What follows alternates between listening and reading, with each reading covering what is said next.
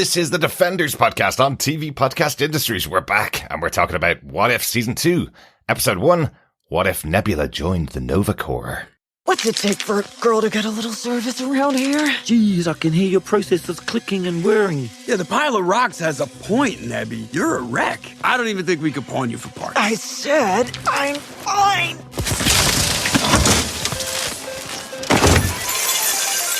Oh, no. This is bad. Those aren't supposed to pay out.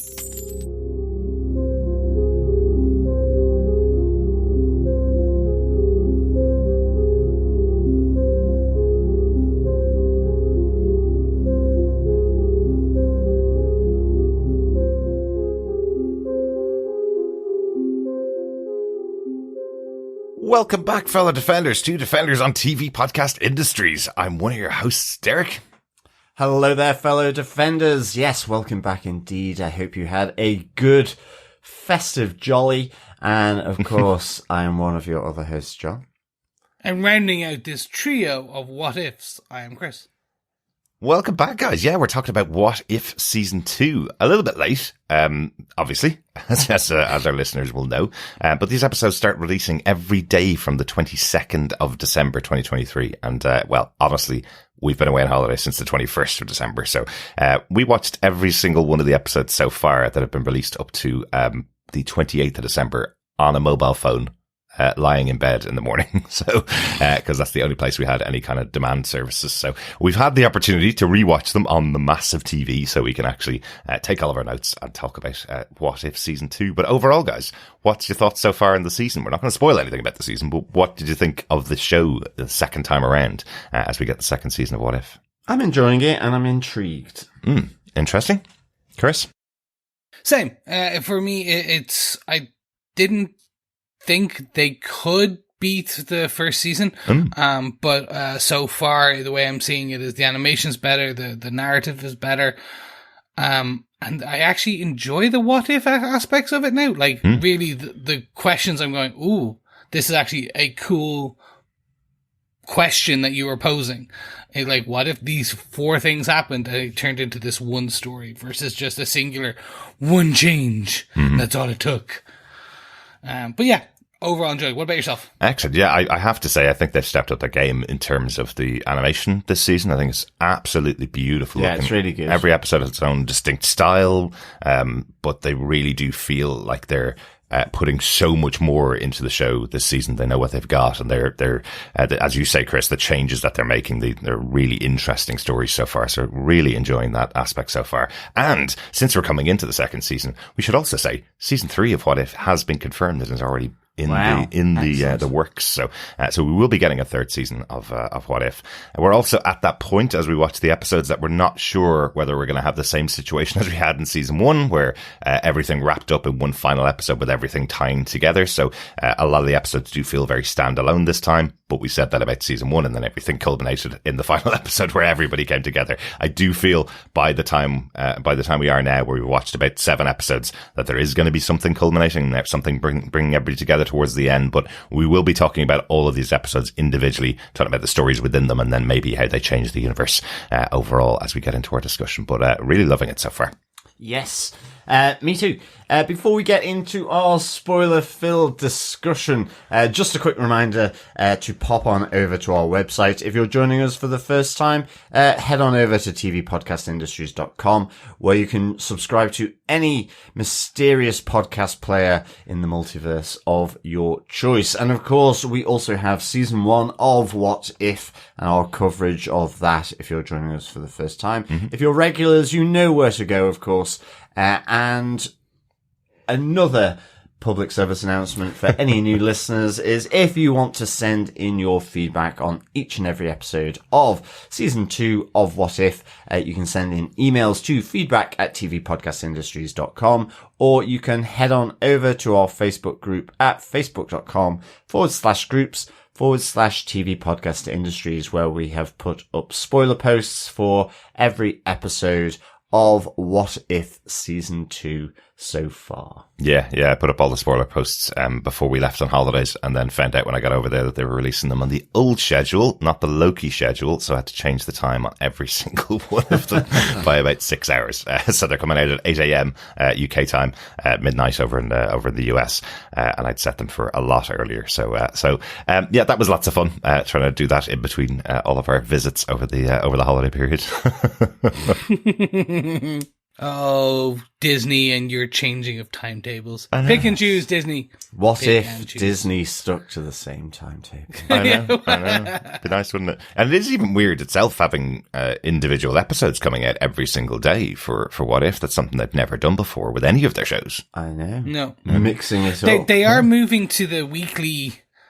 back to the weekly schedule. We've seen this with like Percy Jackson now is weekly. A lot of their stuff is going, seemingly their premiere stuff is going more weekly drops, which I'm here for. We've discussed it multiple times. We like that kind of build up versus like a single day drop. This daily felt very much to me as, okay, here's your Christmas gift for your Marvel fans. Exactly. Also though, we do know Echo is coming the first kind of week and a bit into January. I think it's the 9th of January. Yes, all 5 episodes dropping on the 9th of January. And I say the 9th of January, that's because it's on the same schedule as Loki, which means it'll be released about 8 p.m. 9th of January, US, still the 10th of January for us over here in Europe. That's why I have the 10th of January in my head. Go. Okay, yeah, grand. Yeah, there you I go. was like, are you sure? But okay. And I'm here, and then as you said, Season 3 is already confirmed.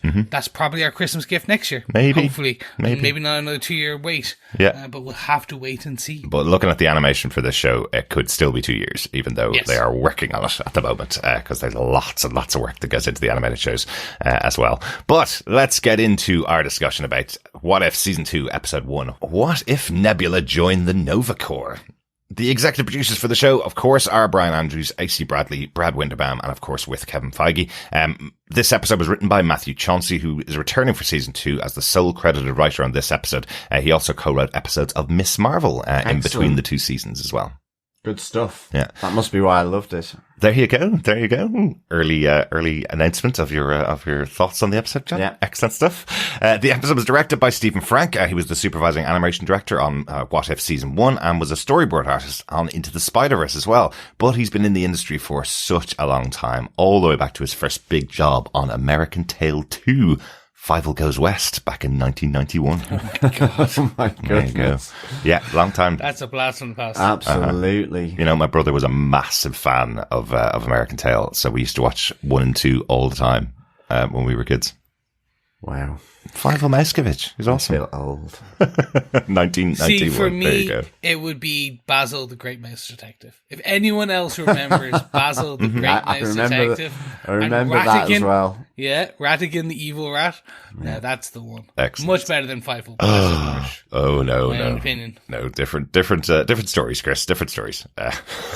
Anyway, John, do you want to tell us what they gave us with your synopsis for What If Season 2, Episode 1, What If Nebula joined the Nova Corps? Sure. Nova Prime recruits Nebula to join the Nova Corps following Ronan the Accuser's successful coup against Thanos. 5 years later, after Xandar is sealed off from the universe to protect itself from Ronan's forces, Nebula discovers the body of Yondu and receives orders from Nova Prime to investigate by any means necessary.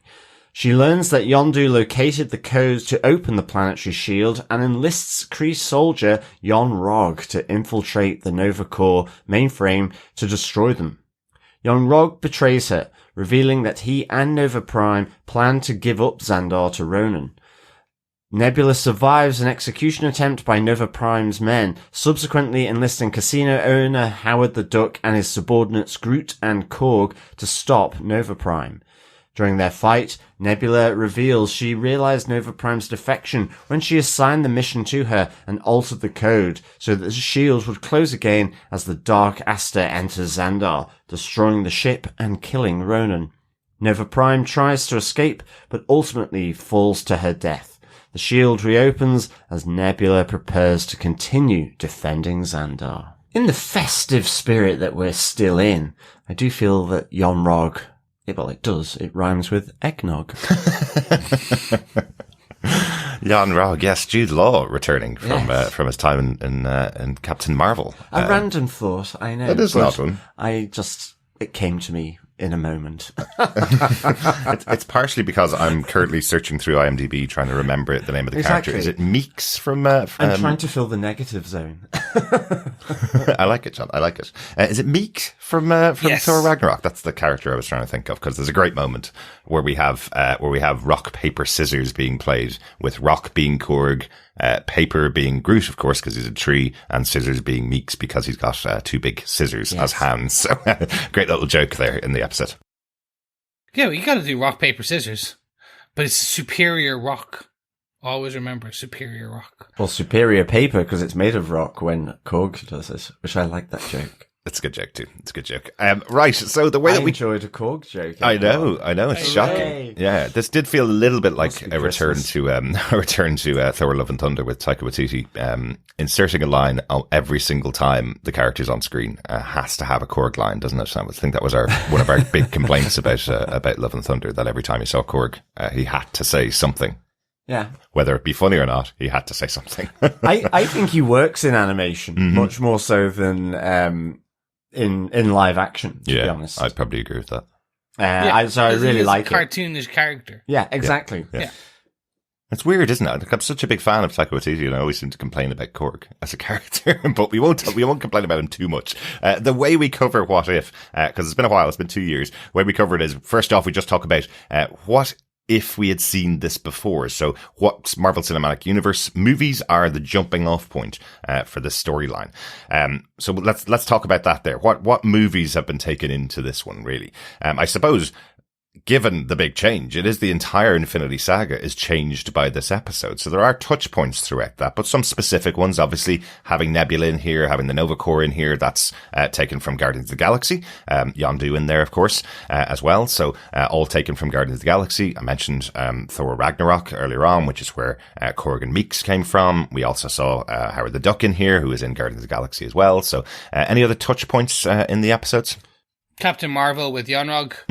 So obviously Captain Marvel has been pulled in from, so we know he's some form of kind of interaction with them. Question is whether that's as he was a Kree warrior and Ronan was backed by the Supreme Intelligence as part of that, or if Ronan was by himself and Yon-Rogg was still just a despot who was being mean everywhere in the galaxy. Yeah, it took me a while to remember, actually, because I haven't seen Captain Marvel in a little while, maybe about a year or so. It took me a while to remember that, of course, her movie took place in 1994, which was way before the Infinity Saga kicked off. So Yon-Rogg is in prison following the end of Captain Marvel, so it doesn't change any of the storyline that happened to Captain Marvel. She sent him there at the end. She sent him to the Nova Corps to put him in prison. So that's where he's been languishing since 1994. So it took me a while to remember that. So nothing changed from Captain Marvel, but obviously that's where the character's taken from. But it is as well, that big change is that, Ronan effectively has betrayed Thanos. So that whole, the Guardians of the Galaxy, where they stop Ronan, with the purple Infinity Stone, is something that doesn't happen. And as you say, so that Infinity Saga and all the way through, totally altered. I did like that moment with the Watcher sort of narrating that, and you kind of just see Thanos's helmet being swiped off by Ronan's Cosmi-Rod, or the staff, I guess. The staff sounds much better than Cosmi-Rod. I know. It sounds like he's kind of sort of exposing himself. Matron, go get your Cosmi-Rod. Well, it sounds like he's exposing himself. He's like, he's a shower, you know? He could be a grower and a shower. Well, he's given a hip thrust or something to Thanos with his Cosmi-Rod. It's a very odd name, but I'm sure that's taken from the comics. There's no way they just invented something that bad for Guardians of the Galaxy. I thought it was more weighty than that, than a Cosmi-Rod. We did have to Google it. I didn't remember it was called the Cosmi-Rod from otherwise you wouldn't have brought it up. No, exactly. Maybe they called it something a bit more weighty in the movie. I'll have to check for sure. But yeah, I really like that. Yeah. Yeah. Yeah. And that does kind of take us on to our second point. Normally we talk about what is the small change, what's the premise of the episode, the kind of thing that's changed from the universe. And the thing that has changed here is that Ronan has killed Thanos, and he's now trying to achieve the plan to gather the Infinity Stones. There's also mention that he did take Gamora on board with him as well, so he's taken her but left Nebula behind, and that's why she's gone to Nova Prime. If you remember, and I think this is quite interesting, in the Infinity Saga, when we did get to Avengers Infinity War and Endgame, Xandar was destroyed off screen. It was the first planet that Thanos went and destroyed to get the first Infinity Stone. He gathered that, or one of the Infinity Stones. He gathered the Infinity Stone by destroying the planet. So effectively, Ronan is trying to achieve that by going to Xandar to destroy it, but has been waylaid for about 5 years now because of this plan that Nova Prime has to seal off Xandar from the attacks. Yeah, no, absolutely. And I mean, like, it's kind of interesting concept, that planetary shield, but, and I kind of liked how, because the other change being that whilst Nebula wasn't taken on board by, Ronan, that, she was given another chance by Nova Prime. And I liked that, when Nebula says that Ronan went after Yondu, effectively attacking her new home, after destroying her old one as well, so she's constantly been in that sort of, crosshairs of Ronan, to some extent, indirectly by, going firstly after Thanos and now after Xandar. But yeah, you have this planetary shield, to keep Ronan out and his battleships, but it only lasts for 50 years, so it's on a timer. I wonder what the 50 years is. Is that when all the food runs out, or Howard's liquor dries up? And because it's kind of interesting, wait it out, or is it like, my kind of feeling on it was, well, this is where they build up their planetary defenses to the point where it's like, they know they can take down Ronan's fleet. But instead, it's all really kind of gone to pot. Yeah, way worse. And that's what I loved about this. I loved that Blade Runner vibe, the cop noir feel from Nebula. All the rain, the darkness. So it's almost like the shield has cut off the system's sun from reaching. It's raining constantly, and everyone's sort of falling apart rather than coming together. And I kind of like that dystopian feel, being a huge fan of Blade Runner. Absolutely. And kind of cop noir stuff anyway. It's so distinctive from the beginning, as we hear the Watcher's voiceover when he says what's happening. It suddenly merges into Nebula's voiceover, taking over from that, very like Deckard's voiceover from Blade Runner. Very cool. Yeah. I was enamored with the aesthetic. For me, it had a good mix. The overall storyline had a good mix of kind of the intrigue of trying to figure out what was happening. The humor. So I know, look, we jokingly talked about Korg there. I'm a fan of Seth Green as Howard the Duck.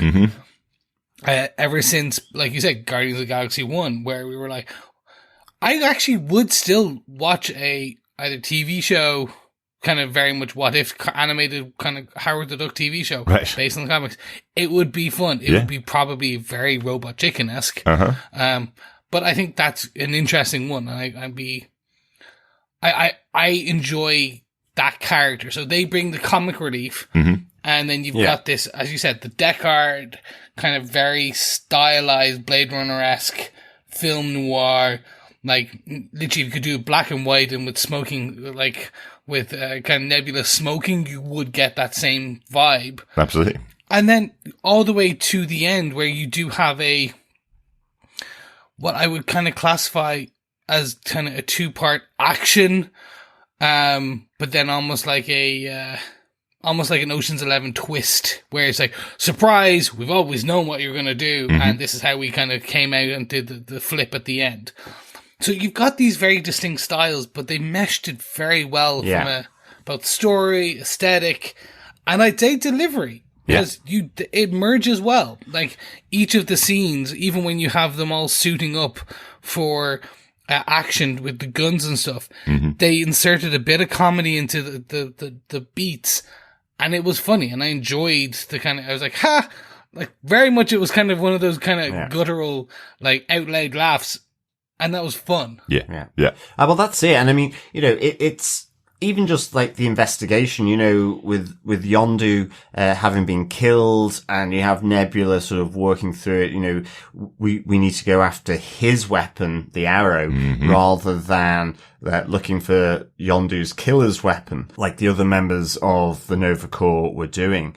So I kind of liked all that sort of the investigation, and even with the double or triple cross that you get at the end, like you were saying, Such a classic trope. Yeah. I like the fact that, as Nova Prime is, calling, Nebula and saying to her, you're on this mission, use any means necessary. Like when we watched it for the second time, you see Nebula react to that comment, which I didn't pick up on the first time. So I love those little touches that they bring in, which then you go, okay, yes, she was suspicious with that comment, given that, it ultimately breaks the oath of the Nova Corps, and their, be true to yourself, integrity, always stay with the light. And this is completely against that. So I like the fact that happened. And they have, they have those little touches through here. I think, like, on the aesthetic as well. I mean, I really liked Nebula's aesthetic. Ultimately, when she was in pain, it's really weird, I know, but when she's linked up to the old citywide mainframe in order to sort of delete that source code for this shield that's surrounding Xandar, and you have the betrayal of Yon-Rogg, just with the red coming through in her eyes, and then later on, because she survives that explosion in that mainframe, and she's about to be beaten up and, as Nova Prime says, and melt her parts down, by the other members of the Nova Corps. And they've got their sort of batons, again, that blue, it's really vivid, sort of the agony. And it always took me back to where Thanos has effectively deconstructed Nebula, who's his daughter, and causing her pain. And Nebula, so weird to say, but the pain that she gets, was still in here, that element, just through these different moments of conflict within the show. But I thought it was just really well done. Nebula never has an easy life. No, she doesn't. And Karen Gillan plays that role so well and always had, but I kind of like the arc of this story. Almost brings her to the same point that Guardians of the Galaxy Volume 3 does, where she is now a leader. She's respected by her peers, and she is on a path that's redeemed what she had done in the past, working alongside Thanos. So, so while her path's not easy, she does have a happy ending almost. And I loved the Watcher where he's saying, redemption always starts in the dark, but with a little grit and faith in yourself, you can make your way to the light. There you go. Yeah. Which is, exactly. Which I think, if we go to our third point, around what if the universe was changed forever, in a sense, Nebula still gets her redemption here. Yep. With all the agony that comes from being stunned, sort of almost blown up, beaten up, you name it. The one thing that doesn't change for me is, Nebula has become one of my favorite characters in the Marvel universe. And it's all through the MCU and the animation like this. I've absolutely enjoyed her arc, the vibe of her, because, she's a complicated character and she's gone through adversity. I really, really enjoyed that. And it was the same here. I was like, this was really cool for Nebula. Everything she's in, I really enjoy. Absolutely. Absolutely. She's the Winter Soldier. Yeah. I'm not saying the Winter Soldier wasn't an amazing character in the comic books. I'm just saying that, he wasn't, he was brought back by Brew Baker and all those, and he was really made to be, Bucky was made to be this character. But in the MCU, he has the same aesthetic, as Nebula, or sorry, they have the same aesthetic and kind of backstory, which is bad guy, potentially good person, turned bad. Yeah. Then remade in some form where they always end up becoming a good person, be it through hook or by crook. They end up kind of becoming a hero again. And we talked about in Captain America or Falcon and the Winter Soldier, or Captain America and the Winter Soldier by the end of it, Winter Soldier, Bucky is the hero again. He is he's a darkened hero, but he's a hero. Yeah. Very much in the same way Nebula is a hero no matter where you put her. Towards the end, she does kind of lean towards the light. Absolutely. And I would agree with John. I enjoy Karen Gillan's portrayal always. Yeah, definitely. She just does something gruff with her voice, but also quite a lot of emotion as well. Yeah. I really enjoy it.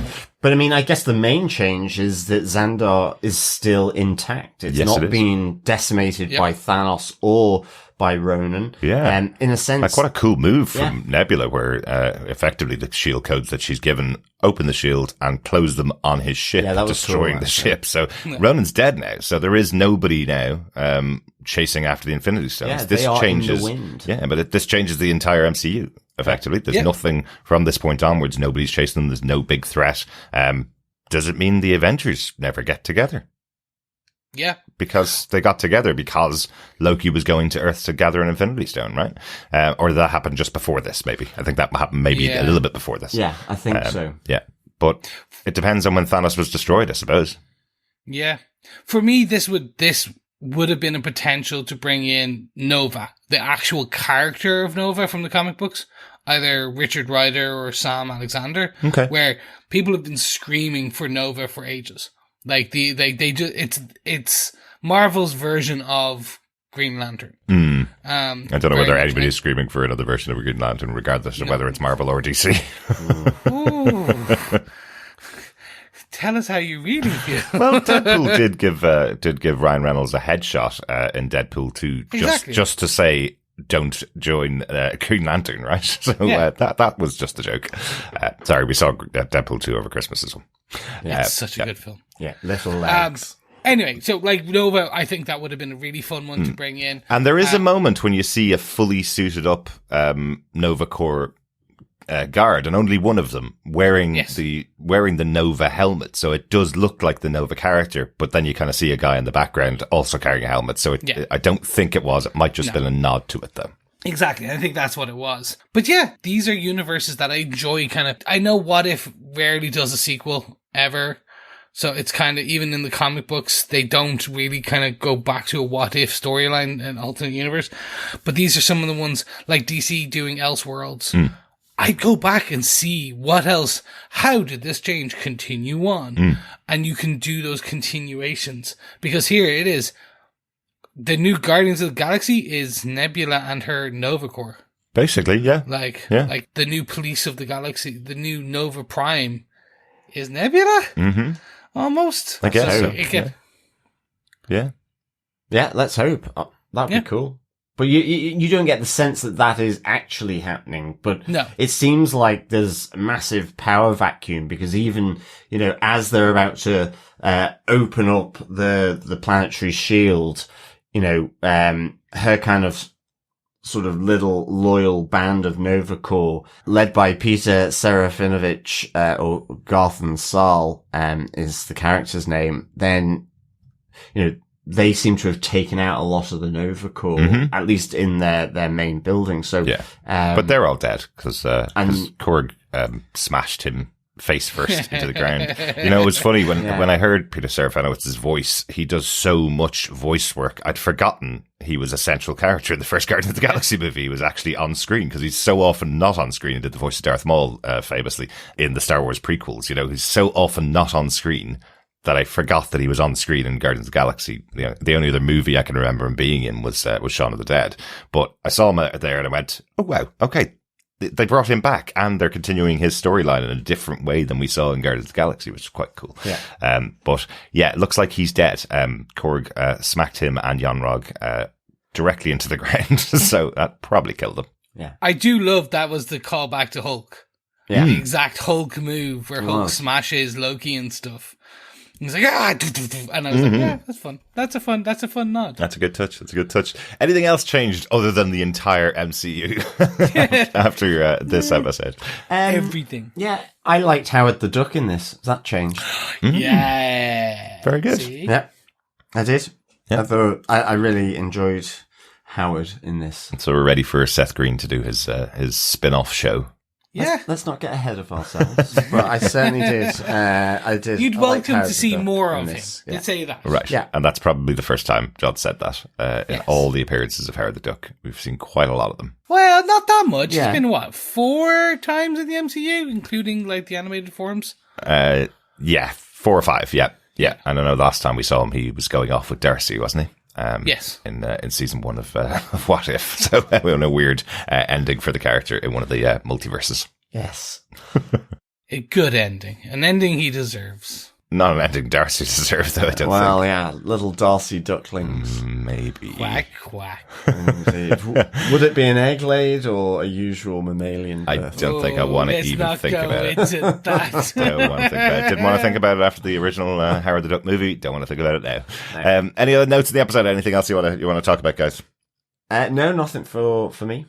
Nothing for me. The only thing that just kept popping out to me throughout the episode, I just wanted to mention that we haven't mentioned. Nebula gets a nickname here that everybody seems to be using on her, and I don't know why. Why is everybody calling her Nebby? That seems weird. Yeah. She's a very violent character, usually prone to anger quite quickly.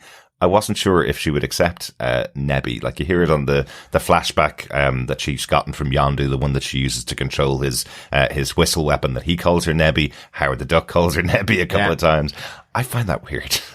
Nebby the I think it's Nebula. that kind of, she's not going to kill you now, so it's just like, how far can you push the bear? Maybe. Nebby Until it the strikes Nebula back. went to town.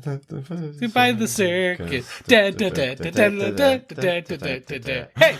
Weird. But anyway, I just wanted to mention it. I just thought it was a bit odd. Guys, overall, let's get on to our defends for the episode. Chris, do you defend season 2, episode 1 of What If? What if Nebula joined the Nova Corps? Yes, I do. It's a fun reintroduction to the What If premise.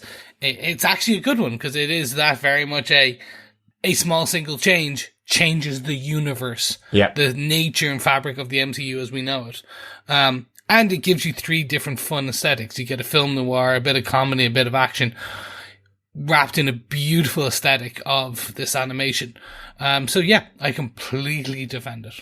Brilliant stuff. How about yourself, John? Do you defend season 2, episode 1 of What If? Yes, I do defend episode 1 of What If here. I would give this 5 Black Order trash out of 5. Nice. I really, really enjoyed it. I loved Nebula being the central character here.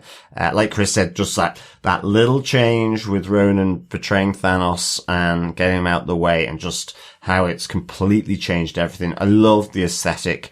Totally up my street. The investigation, the cop noir feel, the Blade Runner links with that sort of rain, the dark, the android effectively, or cyborg, being, as the lead cop. Mm-hmm. I love the sort of double cross, triple cross, everything about this. And I enjoyed Korg. I enjoyed Howard the Duck. Yeah, that light relief there in the background. Really, really enjoyed it. So yeah, 5 Black Order trash out of 5. Excellent. Good stuff. I like that, John. Black Order trash.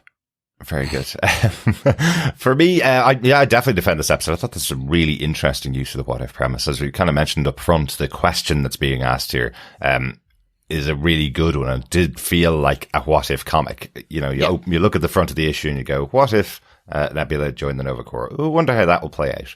Here it plays out massively. She basically ends the Infinity War by uploading some code because she kills Ronan. Ronan has killed Thanos, right? So that's it. There's no more Avengers. The whole universe has changed. I think that's absolutely fascinating that they've made such a huge story out of her just joining the Nova Corps. What a great idea, and what a great version of a What If story. So really good. Some great performances in here. As I said, the animation is fantastic.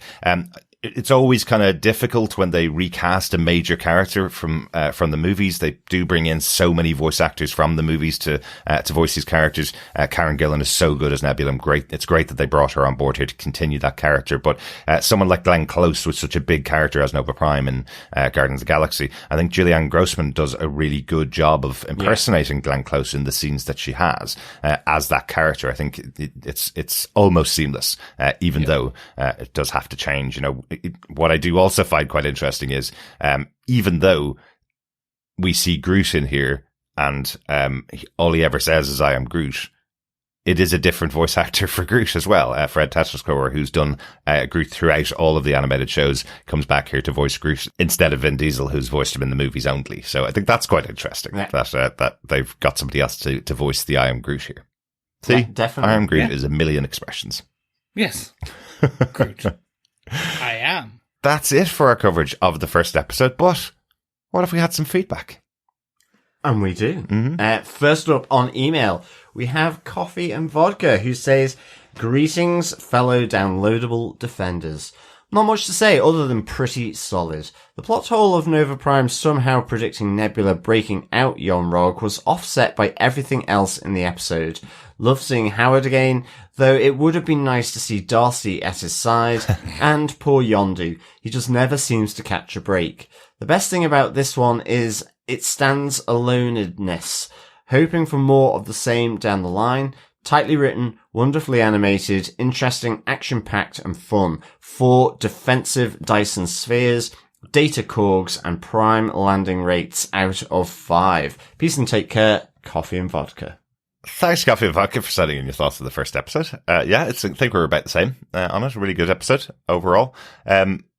Is it a plot hole, how Nova Prime predicts Nebula breaking out Yon-Rogg, or is that because Nebula kind of knows what Nova Prime wants because she said by any means necessary? Has she pushed her down the path and Nebula's kind of taken the bait but not taken the bait? That's the thing with triple crosses. You can't really work out where the cross starts and ends. And as well, I do think like Nova Prime and Yon-Rogg obviously working together. So there's been some contact there for them to then be in cahoots in the central control room. So again, it's, she was channeling her towards that pathway. Yeah. I'd agree. And this for me is it's, as Derek said, it's where the cross begins and ends. But part of it is Nova Prime is a top of the line cop. So kind of predicting, reading people, knowing what they may or may not do is something that you can expect from a top-of-the-line cop. Yeah. But that saying, also, Nebula kind of knew what they wanted based on the actions and the comments. So you're like, okay, it's somewhere in that murky mess is the truth, and that's fine. Absolutely. Absolutely. Great stuff. Thanks, Coffee and Vodka. Over on Facebook, we got some feedback in from Heather Wallace, who says, "I really enjoyed this. The artwork was glorious, and it had a strong Blade Runner vibe, too. I'm excited for the second season of the show." Thanks, Heather. Yeah, I think a lot of people have kind of picked up on that Blade Runner vibe.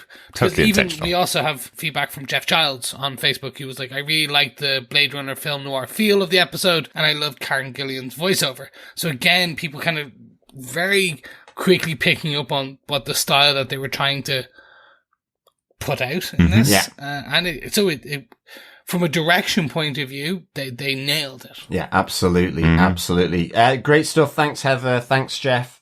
Also, Richard Blaze says, "I have the same problem as I had with every episode of the first season. The episodes are too damn short. I really enjoyed the style and look of this obvious rip-offs of Blade Runner and Cyberpunk throughout." Yeah, I do know what you mean around the shortness of the episodes, but I mean, I like this. It felt contained. It felt, good pacing through this, but, I mean, you kind of almost want sort of a feature-length animation of this, It's always the thing with What If, that they can tell a really great story that you want to see more of. I know we're going to be getting, more Marvel Zombies in the future. They have a season of that show commissioned, so that will spin out of What If, but there's other things that could spin out of this season of What If. But they are always going to be 30-minute animated episodes, but I think that's a good complaint to have. Leave them wanting more, as they always say, huh? Yeah, exactly. Yeah. Thanks so much, Richard. We also had some feedback in from Lindsay Lois, who says, "I love the aesthetic and seeing a different version of Nebula is always a delight. Plus, the animation really felt like it improved in ways I can't quite articulate. Totally saw the Yon-Rogg betrayal coming a mile away, and naturally, he had to have had help from outside to pull it all off. Thankfully, our cyborg corpsman and her merry band of misfits bested the corrupt members of the Nova Corps, even defeating Ronan and his men in the process, thus giving Xandar a brand new beginning. I like that this feels symbolic to Nebula's own journey, a process of starting anew despite her dark, turbulent past. I always welcome such redemption stories where a character actually works towards their better self rather than dying before they get a chance. All in all, a solid start to the season, and I eagerly await the rest of the episodes. Happy holidays, fellow defenders. Thanks so much, Lindsay. Yeah, definitely happy holiday back to yourself as well. I think that Nebula's journey, I think we touched on that. It's really a good one. But it's meaningful, it's weighty, and as you say, they actually achieve it. It's not just simply, killed in the last moment, or killed and they realize the error of their ways. Yeah. There's a real change here. There's the sacrifice for redemption arc that's done so often. Yeah. I think even Yondu did that, right? It happens so often. But I love that she does eventually get a happy ending, but she goes through lots of troubles. Great stuff. Thanks, Lindsay. Yeah. Thanks, Lindsay. Thanks, fellow defenders, for the feedback. Keep it coming on in through email at feedback@tvpodcastindustries.com or through the spoiler comments over on our Facebook group at facebook.com/groups/TV Podcast Industries. We're also on that thing called Twitter at TV Pod Industries. If you would also like to send in any thoughts there. Absolutely. You can also find us on Threads now because it was opened up over the December period. So we are over on Threads. You can find us there at TV Pod Industries.